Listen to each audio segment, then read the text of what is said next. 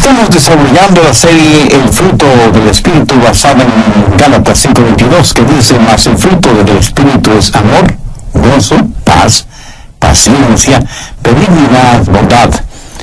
Todas estas son cualidades que encontramos en la vida del Señor Jesucristo.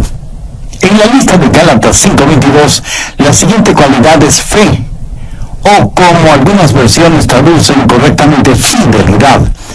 No solamente lo que creemos, sino cómo vivimos y qué es lo que hacemos como resultado de aquello que creemos. Durante toda mi vida yo soñaba con ir al Parque Nacional de Yellowstone, y hace algunos años atrás pude realizar ese sueño. ¿Saben lo que yo quería ver más que ninguna otra cosa en ese parque? Quería ver al famoso geyser conocido como el Viejo Fiel. Durante mi niñez y juventud había escuchado de él y quería ver ese majestuoso geyser, no solo en las postales, sino personalmente. Y desde la ventana de nuestro cuarto en un rústico alojamiento en el cual nos quedamos en el parque, podíamos verlo. En ese parque hay muchos otros geyseres, y algunos de ellos tal vez sean más espectaculares que el Viejo Fiel, pero ninguno se le compara. ¿Por qué? Porque cada 65 minutos exactamente erupciona. Y uno puede ver esa gruesa columna de candente agua y vapor elevarse hasta casi 70 metros de altura. Y es un espectáculo impresionante, digno de verse y exacto. Cada 65 minutos el Viejo Fiel saldrá magnífico desde las entrañas de la tierra. Permítame decirle que la fidelidad es una cualidad que todos admiramos o debemos admirar. Lo interesante es descubrir que Dios no solo la admira, sino que la requiere. Requiere que los mayordomos o administradores sean fieles. Y realmente no importa qué habilidades tenga usted, o que sea muy inteligente, o que tenga una gran personalidad, o cuán duro trabaja, si alguien no puede confiar en usted, usted no es tan bueno como parece. Ahora, ¿qué es fidelidad? Es integridad, honestidad, lealtad, confiabilidad. Uno puede depender de una persona fiel. Si en el grupo social o en la iglesia a la cual usted pertenece yo pudiera que escribir una carta a 5 personas en las cuales confía, en las cuales puede depender por completo, ¿recibiría usted una de esas cartas? Piénselo. ¿Es usted una persona fiel? ¿Pueden los demás depender de usted? Si no es así, con todo respeto le voy a decir algo. Espero que no se enoje conmigo por eso. Si los demás no pueden confiar en usted, no pueden depender de usted, usted no es tan valioso como se imagina que es. Y esto es cierto para cualquier persona que carece de esta característica llamada fidelidad. La mayoría de personas no la tienen. Me sorprendió y francamente debo decir que me desilusionó el resultado de una encuesta realizada por la mundialmente conocida empresa Gallup, que se dedica a hacer estudios sociales y encuestas pertinentes. Una de esas encuestas revela que el 40% de los trabajadores llaman a sus trabajos para decir que están enfermos, sin que eso sea verdad. Otro porcentaje de empleados cobra por 8 horas de trabajo, cuando en realidad solo han trabajado 5. Otros tratan de estafar a los clientes vendiéndoles mercadería de inferior calidad, pero cobrándoles como mercadería de primera. Ya son amigos solo un botón de la muestra, porque la lista es verdaderamente larga. Al final de la encuesta mencionada, el señor Gallup dice lo siguiente: como científico e investigador social, estimo que nuestro país está en una crisis de primera magnitud. Esta crisis no es política ni militar.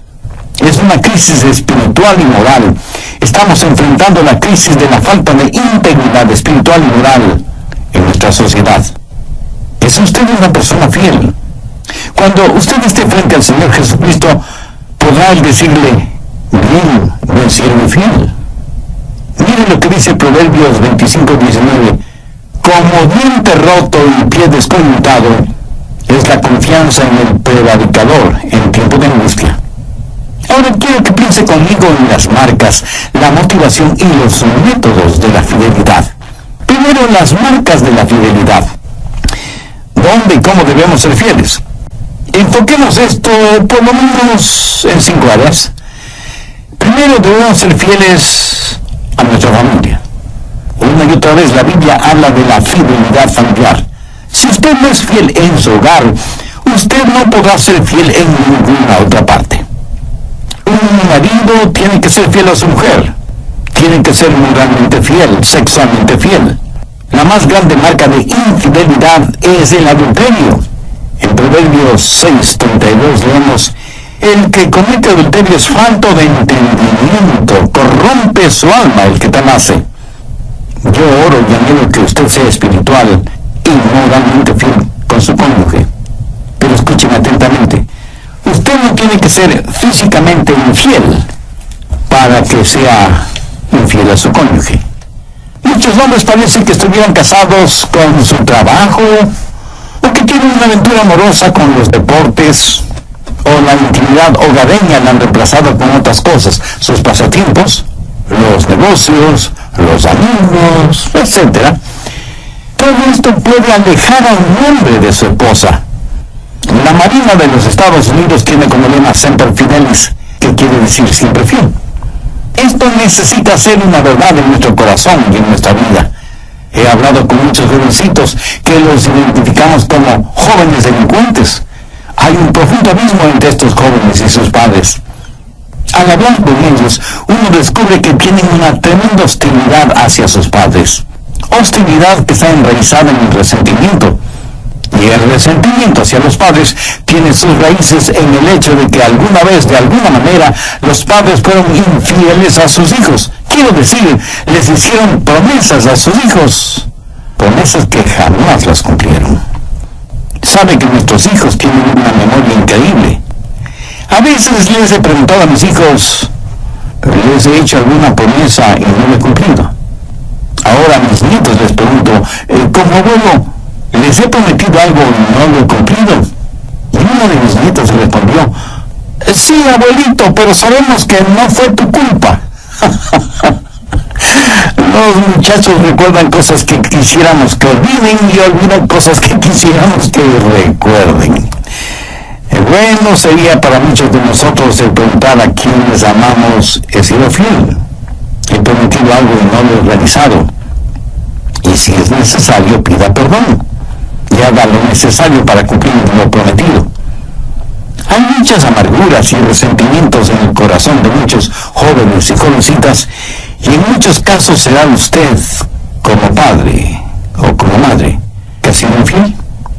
Hay otra área en la cual necesitamos ser fieles: el dinero, las finanzas. Busque Lucas 16:10. El que es fiel en lo muy poco, también en lo más es fiel. ¿Qué haría usted si tuviera $1.000.000? Y usted responde: yo haría esto y aquello, daría para las misiones, ayudaría a otros. Mi amigo, ¿está seguro que haría eso? Déjeme decirle una buena prueba de lo que usted haría si tuviera $1.000.000. Haría lo que hace hoy con $100. Esa es una buena prueba. Verá, si usted no es fiel con lo poco que tiene, tampoco será fiel aunque tenga mucho. Si usted roba $100, a los ojos de Dios es como si hubiera robado $1.000.000. Mire lo que dice Lucas 16:11. Pues si en las riquezas injustas no fuisteis fieles, ¿quién nos confiará lo verdadero? En otras palabras, si uno es infiel con las riquezas mal adquiridas, ¿quién le va a confiar riquezas honestas? Las verdaderas riquezas son las riquezas espirituales. Verso 12. Y si en lo ajeno no fuisteis fieles, ¿quién nos dará lo que es vuestro? Ahora, ¿qué quiere decir esto? La prueba de lo que usted hará en el plano espiritual se verá en lo que hace en el plano físico, financiero. Si a usted no se le puede confiar ningún dinero, Dios no le va a confiar poder espiritual. Muchos de nosotros no tenemos bendiciones espirituales simplemente porque no somos fieles con nuestras finanzas. Y porque somos infieles en esta área, Dios no nos bendice espiritualmente. Pero parece que nosotros entendemos las cosas al revés. Muchos piensan: si pudiera ser una persona más espiritual, más buena, si orara más, Si leyera más la Biblia y tendría más confianza en Dios, tendría prosperidad financiera. Eso lo escuchamos frecuentemente en la televisión. Pseudo predicadores nos bombardean con aquello de haga las paces con Dios y Él le bendecirá materialmente. Pero este pasaje de las Escrituras enseña lo opuesto. Si usted hace lo bueno con lo que tiene, Dios le bendecirá espiritualmente. Y no tiene que ser mucho. Acepte lo que Dios ha puesto en sus manos, lo que Dios le ha confiado, y será bendecido por Él. Recuerde que lo poco es mucho con la presencia de Dios, y lo mucho es nada sin la presencia de Dios. Creo que la razón por la cual muchos cristianos no reciben contestación a sus oraciones, o por qué no entienden más de la palabra de Dios, o por qué el testimonio de sus vidas es tan pobre, es porque no son fieles en lo poco. Por ejemplo, en 1 Corintios 16:2 leemos: cada primer día de la semana, cada uno de vosotros ponga aparte algo según haya sido prosperado, para que cuando yo llegue no se recojan entonces ofrendas. ¿A quién se dirigió el apóstol Pablo? A cada uno de los creyentes en la iglesia de Corinto. ¿Cuándo debían hacerlo? El primer día de la semana. ¿Y qué es lo que debían hacer? Traer sus diezmos y ofrendas. ¿Cuál era el plan? Dar por convicción, no por emoción. Usted ya sabe lo que va a dar. Es más, ya ha separado lo que va a dar de acuerdo a como Dios lo ha bendecido. Y esto lo hace regularmente, no de vez en cuando. Da con fidelidad. Si Dios le ha dado mucho, usted lo mismo hará. Si Dios le ha dado poco, su ofrenda será pequeña. Pero aquí lo que se resalta no es lo mucho o lo poco que damos, sino la fidelidad con que damos. Yo estoy convencido que a cualquier persona o iglesia que es fiel en lo material, Dios le bendecirá con increíble poder espiritual. Veremos a personas venir a Jesús. Veremos a almas que se salvan. Mi amigo, el dinero no es lo importante. El dinero solo es la prueba. Si Dios no le puede confiar el dinero, Él no podrá confiarle en ninguna otra cosa. Necesitamos ser fieles con nuestra familia, con nuestras finanzas y con nuestros amigos. Proverbios 17:7 dice: en todo tiempo ama el amigo, y es como un hermano en tiempo de angustia. Hace algún tiempo un periódico inglés convocó a un concurso entre sus lectores para encontrar la mejor definición de amigo. Permítame leer algunas respuestas que recibieron una mención honorable. Amigo es alguien que multiplica tus alegrías y divide tus penas. Un amigo es alguien que entiende tu silencio. Excelente. Pero la colaboración que se llevó el primer premio es la siguiente. Un amigo es alguien que viene cuando todo el mundo se ha ido. ¿Qué le parece? ¿Tiene usted un amigo así? Sin que importe lo que usted haya hecho. Alguien hizo una paráfrasis de 1 Corintios 13 de la siguiente manera: la amistad es muy lenta para perder la paciencia. Siempre busca la manera de ser constructiva. No es posesiva, no está ansiosa de impresionar a los otros, ni atesora ideas superficiales acerca de su propia importancia. La amistad tiene buenas costumbres y no persigue ventajas egoístas a expensas de los demás. Por el contrario, se goza cuando la verdad prevalece. No conoce límites a su paciencia, ni término a su confianza, ni fracaso a su esperanza. Y esto dura para siempre. La verdadera amistad permanece cuando todo lo demás haya fallado. ¿Tiene usted un amigo así? ¿Es usted un amigo así? Necesitamos ser fieles con nuestras amistades. Necesitamos ser fieles en nuestra asistencia a la iglesia. En Romanos 12:5 leemos: todos somos miembros los unos de los otros. Cuando la iglesia se reúne y usted no está ahí siendo miembro, entonces, para el cuerpo, usted está ausente. Independientemente de lo que usted como miembro representa, si usted no está, el cuerpo está incompleto. En el cuerpo humano, sea que le falte un pedacito de dedo o todo el brazo, su cuerpo está incompleto. ¿Por qué debería ser diferente en el cuerpo espiritual? Hebreos 10:25 dice: no dejando de reuniros como algunos tienen por costumbre, A veces oigo a alguien decir, yo no tengo que ir a una iglesia para ser un creyente. Bueno, técnicamente es cierto, pero permítame decir algo al respecto. Yo dudaría del cristianismo de una persona que voluntaria y deliberadamente deja de reunirse en la iglesia con sus hermanos y hermanas en la fe. Por eso es casi una orden en que no debemos dejar de reunirnos. Y otros dicen, a mí no es suficiente el escuchar un mensaje en la radio, o ver a algún predicador en la televisión, o leer un buen libro cristiano. Bueno, pudiera ser que eso sea verdad, pero no está tomando en cuenta un punto muy importante. Usted no va a la iglesia únicamente por lo que pueda recibir. Usted va a la iglesia por lo que pueda dar. Y aquí no estoy pensando en términos financieros ni económicos, sino exclusivamente espirituales. Veamos Hebreos 10:25 en su totalidad. No dejando de reuniros como algunos tienen por costumbre, sino exhortándoos. Y tanto más cuando veis que aquel día se acerca.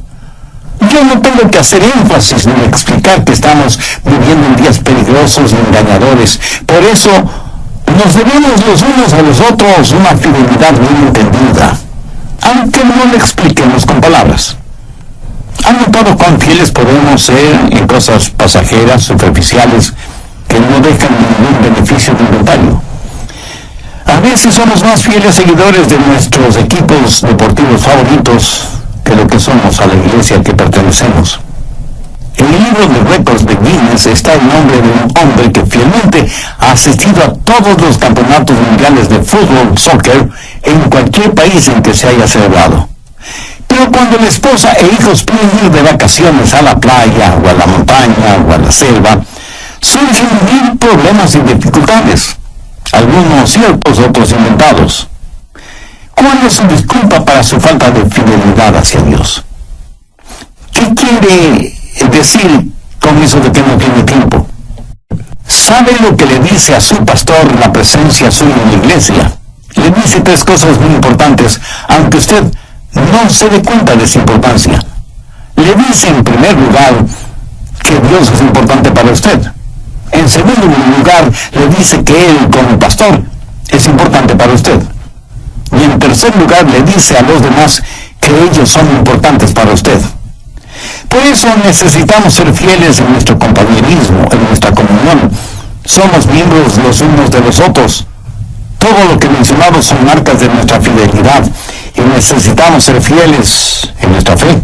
Esto es, ser fieles a la palabra de Dios. He sabido de personas que toman la Biblia, la despedazan o se burlan de ella, o la someten a una minuciosa disección. Tenemos a algunos teólogos, y como usted seguramente sabe, la palabra teos significa Dios. Así que un teólogo es una persona que se supone conoce la palabra de Dios. Yo personalmente no sé por qué se llaman teólogos y no creen en la palabra de Dios. Para mí eso significa que no conocen a Dios. Sin embargo, tienen el atrevimiento de autonombrarse críticos y jueces de la palabra de Dios. Si no conocen al Dios de la palabra, ¿qué autoridad espiritual, moral o ética tienen para juzgar la palabra de Dios? La Biblia enseña claramente que no debemos juzgar la palabra de Dios. Es la palabra de Dios la que nos juzga a nosotros. Hebreos 4:12 dice, porque la palabra de Dios es viva y eficaz y más cortante que toda espada de dos filos y penetra hasta partir el alma y el espíritu, las coyunturas y los tuétanos, y discierne los pensamientos y las intenciones del corazón. William Booth fue el fundador del Ministerio Ejército de Salvación y dijo que el mayor peligro en nuestro siglo es el perdón sin arrepentimiento, la salvación sin regeneración, la religión sin el Espíritu Santo, el cielo sin el infierno. Mi amigo, si hay una generación que más necesita ser fiel a la fe, es nuestra generación. Los estudiosos dicen que estamos solamente a una generación de volvernos completamente paganos.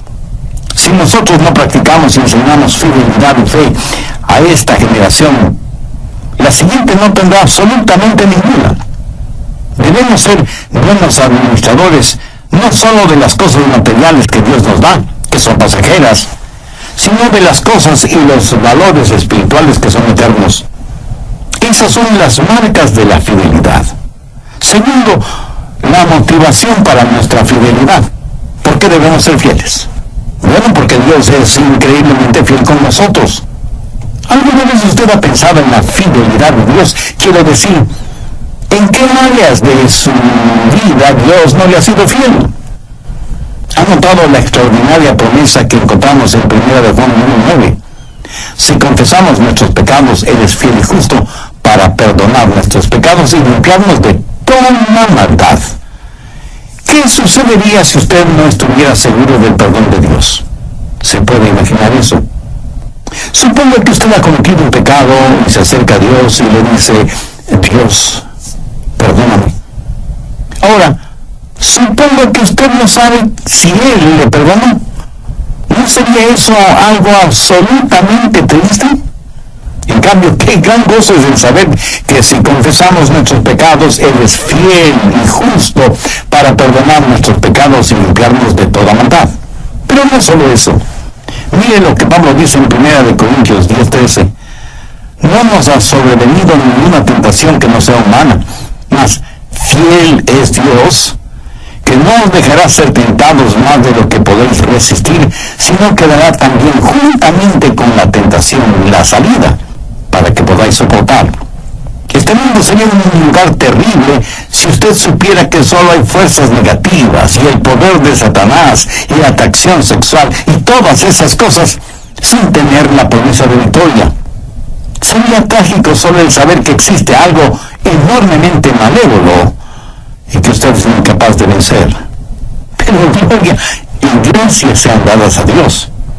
Yo me levanto cada mañana teniendo la absoluta seguridad de la fidelidad de Dios y que Él me cuidará y me guardará. Y no faltará quien me pregunte, pastor, ¿y qué si el diablo le atrapa y le saca de las manos de Dios? Permítame responder esa pregunta con las palabras de Pablo en 1 de Tesalonicenses 5, los versos 23 y 24. Y el mismo Dios de paz os santifique por completo, y todo vuestro ser, espíritu, alma y cuerpo, sea guardado irreprensible para la venida de nuestro Señor Jesucristo. Fiel es el que os llama, el cual también dará.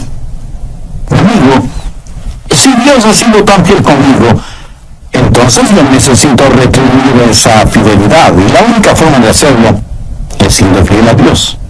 Escúcheme, Dios quiere mi fidelidad, no mi adulo. Adulamos a los seres humanos porque queremos conseguir algo de ellos para nuestro beneficio personal.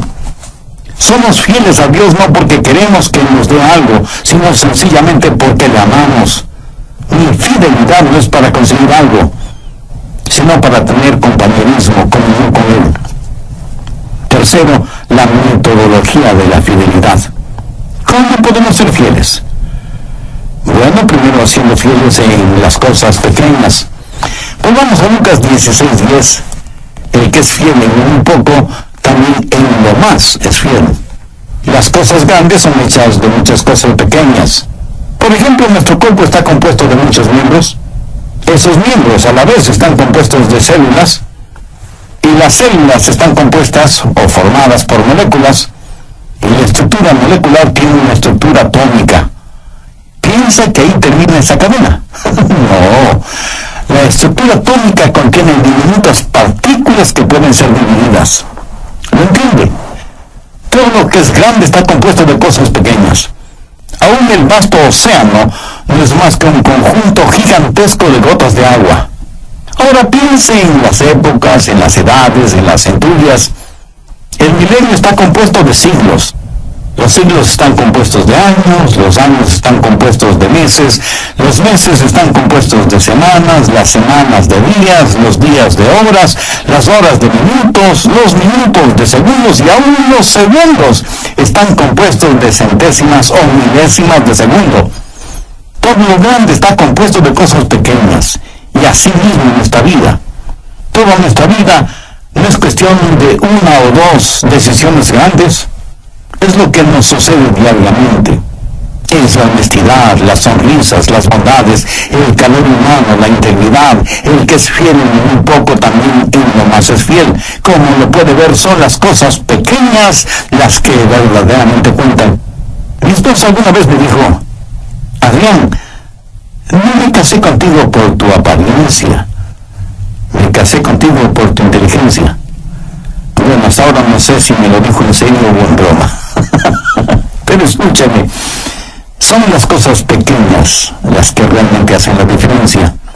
Cuando usted es fiel en las cosas pequeñas, como invariablemente la noche sigue al día, usted será fiel en las cosas grandes. Porque la única manera de tener cosas grandes es por medio de las cosas pequeñas. Piensa en David, el hombre conforme al corazón de Dios. Antes de que David fuera rey, él fue pastor. Cuidaba los rebaños de su padre antes de poder cuidar toda una nación. Antes de matar a Goliat, había matado a un oso y a un león. Y porque él fue fiel en las cosas pequeñas, él pudo ser fiel en las cosas grandes. Un gran evangelista de épocas pasadas solía decir: la regla que gobierna mi vida es esta: cualquier cosa que oscurece mi visión de Cristo, o que me quite el deseo de estudiar la Biblia, o que invada mi vida de oración, o que haga difícil mi labor cristiana, es negativa para mí, y por lo tanto, como cristiano, debo huir de eso. Padres, ¿saben lo que necesitan saber? No mande a sus hijos a la iglesia. Vaya usted con ellos a la iglesia. El domingo no les dé dinero para la ofrenda. Enséñeles a que usen del dinero que usted les da semanalmente. Que aprendan a diezmar y ofrendar con lo que ya es de ellos. Por pequeña que sea la ofrenda de ellos ahora, cuando sean profesionales, no tendrán ningún problema dando en grande. Enséñeles a ser fieles en las cosas pequeñas y le aseguro que ellos serán fieles en las cosas grandes. Pero hay algo más: sea fiel en las cosas secretas. Lo que usted es en la oscuridad, nadie más, excepto Dios, lo sabe. Ahora escúcheme bien: lo que usted es a solas, eso es lo que usted es. Déjeme darle una prueba para descubrir su carácter. ¿Qué haría, bueno o malo, si supiera que nadie nunca lo sabrá? Capilla Sixtina en el Vaticano, en Roma, él estaba pintando minuciosamente un área de esa gran obra, pero nadie podía verla. Y alguien le dijo: maestro, lo que está pintando nadie lo puede ver. Y él le contestó: yo lo puedo ver, y Dios lo puede ver. Eso es fidelidad. Sea que los demás lo sepan o no, sea que los demás lo vean o no, sea fiel en las cosas secretas. Para aquellos que por naturaleza de su trabajo tienen muchas veces que quedarse en la habitación de un hotel donde nadie les conoce, en donde nadie les ve, quiero decirles algo muy importante: sea fiel en las cosas sagradas. Esa es la raíz de la fidelidad. Aunque esté solo o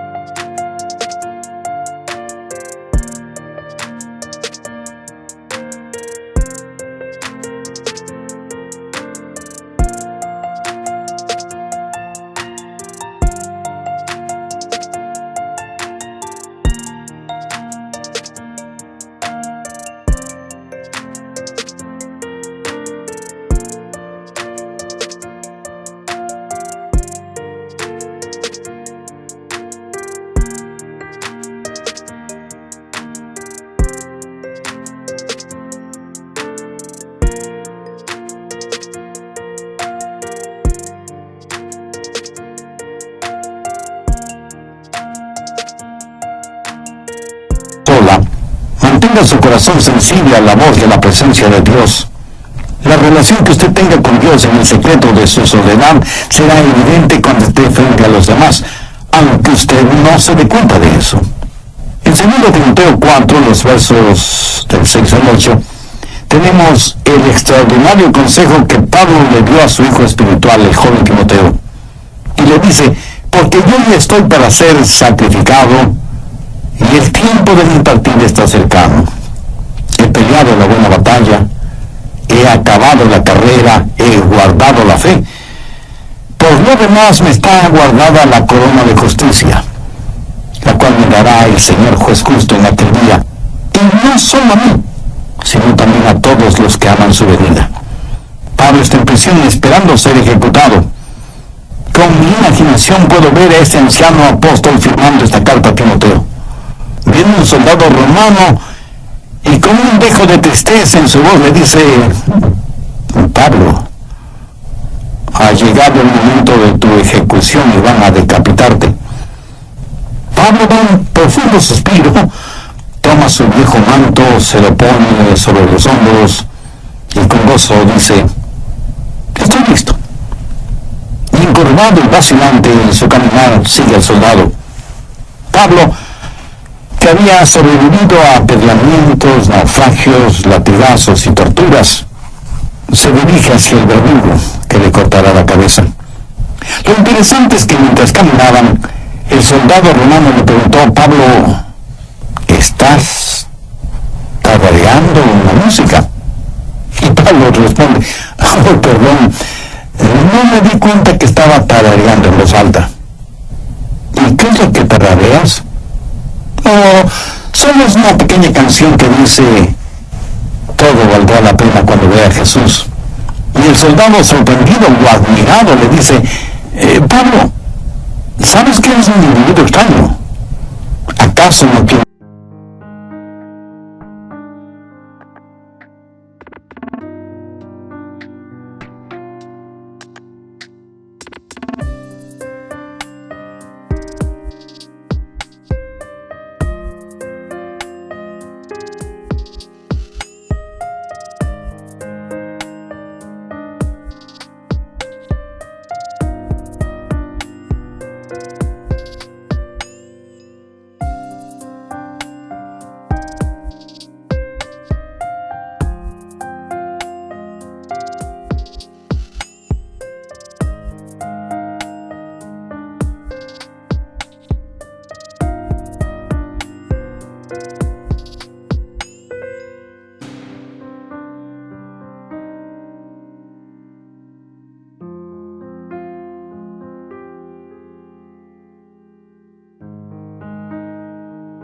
Miedo de morir.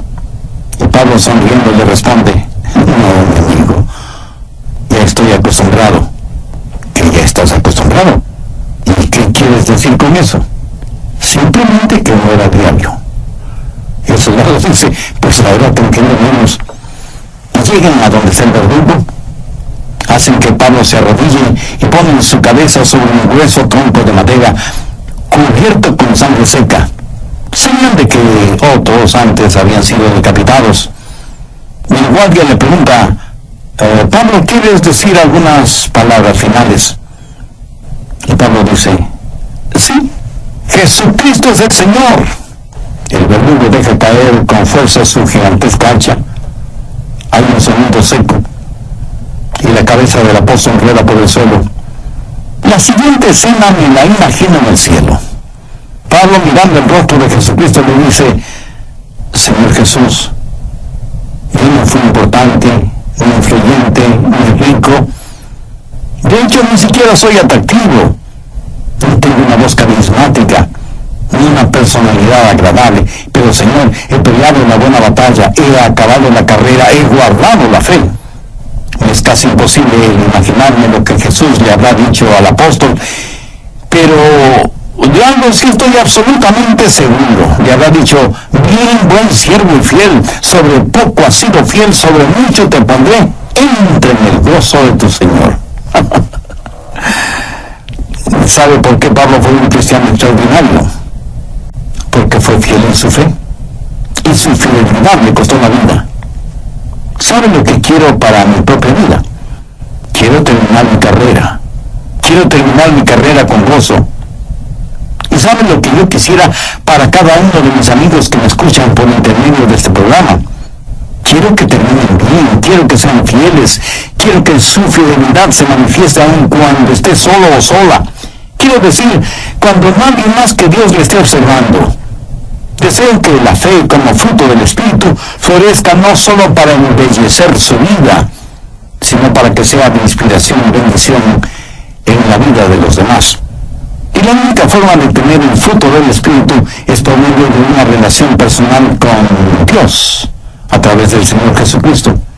Si usted aún no es salvo, pero quiere serlo, le invito a orar conmigo una corta oración. Mi oración será solo para guiarle. Usted ore con sus propias palabras, pero ore con fe, con sinceridad, con toda su confianza en el Señor Jesucristo. Y dígale, querido Dios, reconociendo que soy pecador y que espiritualmente estoy perdido, aunque soy una persona religiosa, vengo con mi esperanza puesta en tu gracia y misericordia. No por ningún mérito que yo tenga, sino en los méritos de tu Hijo, el Señor Jesús. Señor Jesús.